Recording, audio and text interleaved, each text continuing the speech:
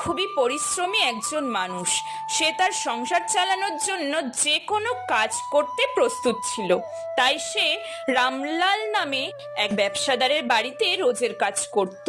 কিন্তু রামলাল ছিল খুবই স্বার্থপর একজন লোক। একদিন দুলাল, বাবু, সব কাজ হয়ে গেছে। আপনি যদি এখন টাকাটা দিতেন তাহলে খুব ভালো হতো।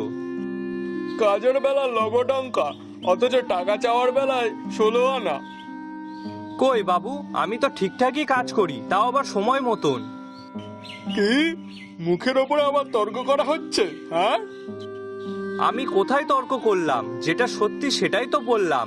আমি তো আমার সমস্ত কাজ সঠিক সময়ের মধ্যেই করে ফেলি, তাও আপনি এমনটা বলছেন। বেশ করেছি বলেছি। আর তাছাড়া তুই এখন আমাকে সত্যি মিথ্যে শিখাতে এসেছিস?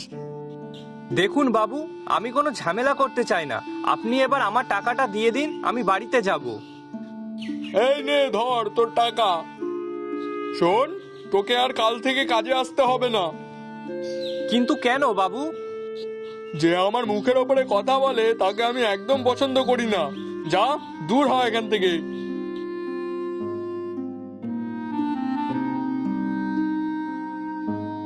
বাবু তো মাত্র 100 টাকা দিয়েছে।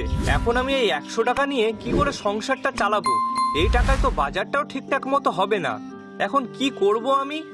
না, যাই, বাজারটা তো আগে করে নিয়ে যাই, তারপর না হয় বাকিটা দেখা যাবে খন। অন্তত খাওয়াটাও তো কপালে জুটবে।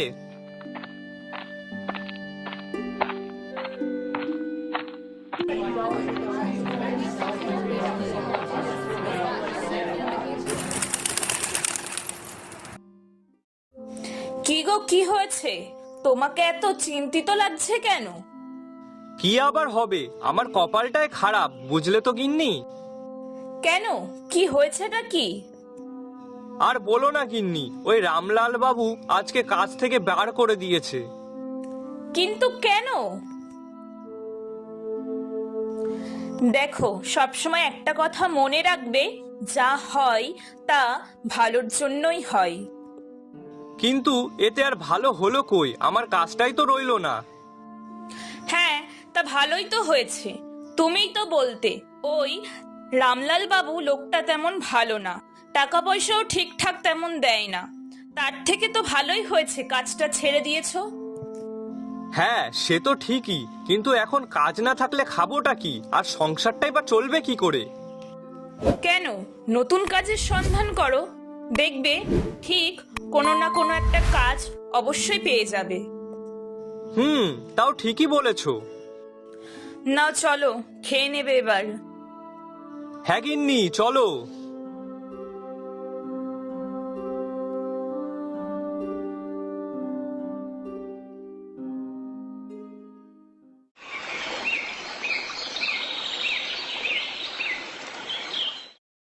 গিন্নি, আমি একটু বেরোচ্ছি, বুঝলে। কোথায় যাচ্ছো? জানি না কোথায় যাব, তবে এদিক ওদিক কারোর কাছে গিয়ে দেখি যদি কোনো কাজ খুঁজে পাই কিনা। না হলে এভাবে বসে থাকলে তো আর হবে না। আচ্ছা যাও, তবে শোনো, বেশি চিন্তা করো না আবার। দেখবে ঠিক কোনো না কোনো একটা ব্যবস্থা নিশ্চয়ই হবে। ঠিক আছে, তুমি রান্না করো, আমি আসছি। আচ্ছা, সাবধানে যেও।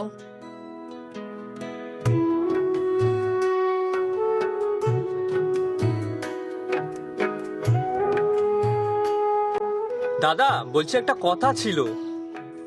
কি কথা? বলছি দাদা, তোমার কাছে কাজ করার মতো কোনো কাজ হবে? যে কোনো কাজ হলেই চলবে, তোমার দোকানেও যদি রাখো তাহলেও হবে। আসলে আমার একটা কাজের খুব দরকার। না না বাবা, আমার এখানে এইটুকু ছোট দোকান, এখানে তোকে কি করে কাজে রাখবো? আমার নিজেরই তাই ঠিকঠাক চলছে না, আর তোকে কি করে কাজে রাখি বলতো? না না, যা অন্য কোথাও গিয়ে খোঁজ।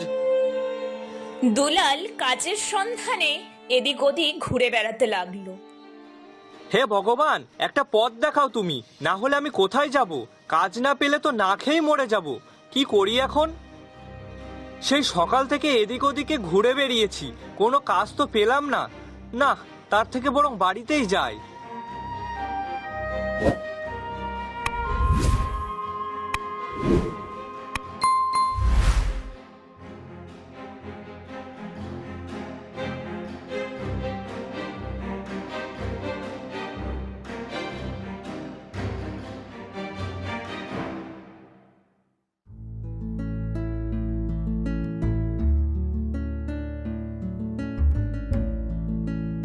এখানে না হয় একবার শেষ চেষ্টা করেই যায়, যদি কোনো কাজ পাই তো।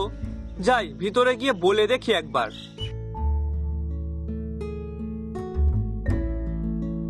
দাদা, আপনার কাছে আমার জন্য কোনো কাজ হবে? যে কোনো কাজ হলেই হবে, আমি সব রকম কাজ করতে পারি। তুই কি রান্নার কাজ জানিস নাকি? হ্যাঁ হ্যাঁ, আমি খুব সুন্দর রান্না করতে পারি।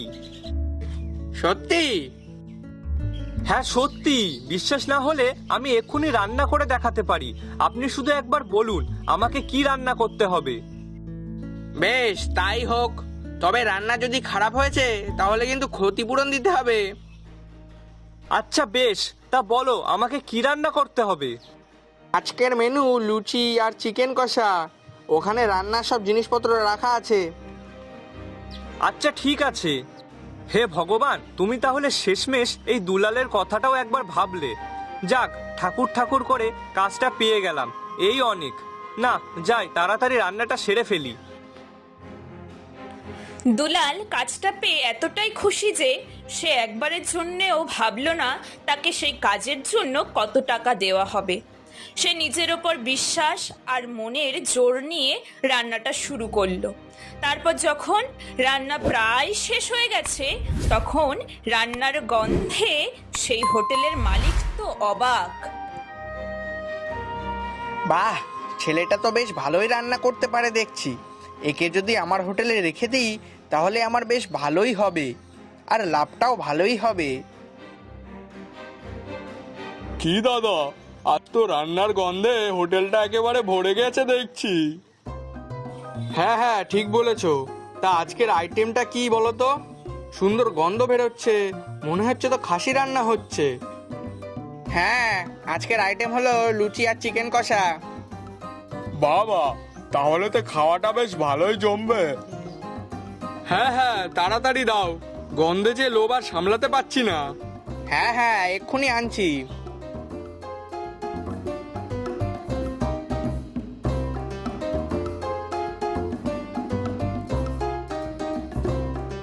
আরে দাদা, নতুন রাঁধুনি রেখেছো নাকি? হ্যাঁ গো। ওই জন্যই বলি, এত সুন্দর খাবারের গন্ধ বেরিয়েছে। নিন, খেয়ে বলুন তো দেখি রান্নাটা কেমন হয়েছে। বাহ, খুব সুন্দর রান্না হয়েছে। দাদা, আমরা কিন্তু এবার দিয়ে যখনই আসবো এই লুচি আর মটন কষাই খাবো, খুব ভালো লেগেছে। হ্যাঁ হ্যাঁ, অবশ্যই। কি দাদা, বিশ্বাস হলো তো আমি রান্না করতে পারি কিনা? সে আর বলতে। শোন, এবার থেকে কিন্তু সময় মতো হোটেলে কাজ করতে চলে আসবি। ঠিক আছে, তা এবার আমার রোজের টাকাটা দিন, আমি বাড়ির দিকে যাই। ও হ্যাঁ, দাঁড়া দাঁড়া, দিচ্ছি। মোটে 200 টাকা? আমি সেই সকাল থেকে যে এত রান্না বান্না করলাম তার জন্য মোটে 200 টাকা? হ্যাঁ, 200 টাকা। আরে তোর কপাল ভালো, তোকে 200 টাকা দিচ্ছি। আগের রাঁধুনিকে তো তাও দিতাম না। আর শোন, আমি কিন্তু এর থেকে বেশি টাকা দিতে পারবো না, তাই যা দিচ্ছি তাতেই খুশি হয়ে বাড়ি যা। নেই মামার চেয়ে কানা মামাই ভালো। যাক, এ কাজটা তো অন্তত আগের থেকে যথেষ্ট ভালো। তবে ওই যে টাকা কম। ঠিক আছে, ওই অনেক। এইভাবে দেখতে দেখতে খুব তাড়াতাড়ি দুলালের হাতে রান্না করা লুচি ও মটন কষা খুবই বিখ্যাত হয়ে গেল। আর এখন সেই হোটেলে প্রায় খুবই ভিড় লেগে থাকে ওই লুচি ও মটন কষা খেতে। এইভাবে বেশ কয়েকদিন কেটে যাওয়ার পর দুলাল একদিন হোটেলের মালিককে বলল, দাদা, এখন তো আপনার হোটেলে আগের থেকে অনেক বেশি লোকজন হচ্ছে, আর তাতে অনেক লাভও হয়। তাই বলছিলাম কি, আপনি যদি আমার রোজের দামটা একটু বাড়িয়ে দিতেন তাহলে খুবই ভালো হতো। না, তোর তো দেখছি দিন দিন টাকার প্রতি লোভটা বেড়েই চলেছে। 200 দিতাম, এখন তোকে 250 দিচ্ছি, তাতেও তোর হচ্ছে না। আমি তো আমার কষ্টের দামই চাইছি।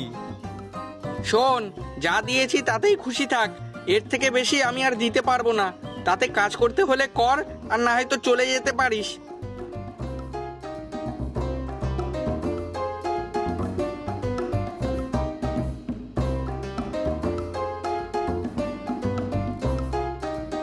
গিন্নি, আমি ভেবেছি কি নিজের একটা ছোট্ট ধাবা খুলবো, আর সেখানে লুচি আর মটন কষা বিক্রি করব।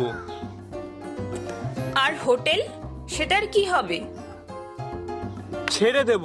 দেখো গিন্নি, ওখানে আমি রান্না করার পর দিয়ে হোটেলে বিক্রি বেশ ভালোই হয়, কিন্তু আমি যখনই টাকা চাই তখনই ঝামেলা করে। তাই ভাবছি আমি নিজেই একটা ব্যবসা শুরু করব। দেখো, তুমি যা ভালো বোঝো তাই করো। ঘরে তো কিছু টাকা রাখাই আছে, তাই দিয়েই না হয় শুরু করো। হ্যাঁ, আমি কালকেই ধাবাটা খুলবো।